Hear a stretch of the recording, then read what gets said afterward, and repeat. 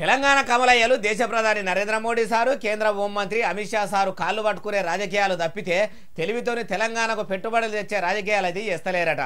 ఒదికు central సర్కార్ నుంచి తెలంగాణకు రావాల్సిన పైకమును పట్టుకొస్తున్నామని బీజేపీ లీడర్లు అంటుంటే ఇట్లే వాళ్ళన్నారే అంటారా ఈనుండ్రి.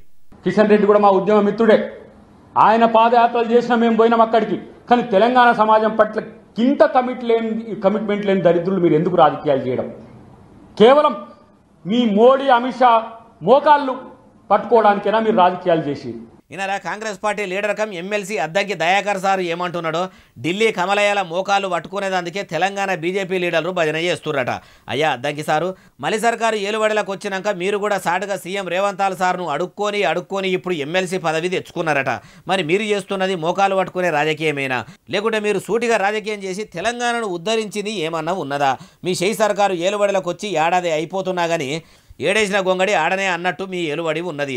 ఎన్నికల ముంగట చెప్పినట్టు 100 దినాల్లో 6 గ్యారెంటీలు అమలు కాకపాయే. ఇప్పుడు మీరేనా సారు కమలం పువ్వు పార్టీ ముచ్చట మాట్లాడేది?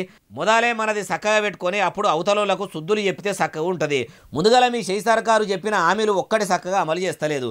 ఇప్పుడు మీరు సెంట్రల్ సర్కారు ముచ్చట మాట్లాడితే దొంగనే దొంగ గురించి దొంగ అని ఒర్రుకుంటా చెప్పినట్టున్నది అంటుర్రు ఈ ముచ్చటిన్నోళ్ళు.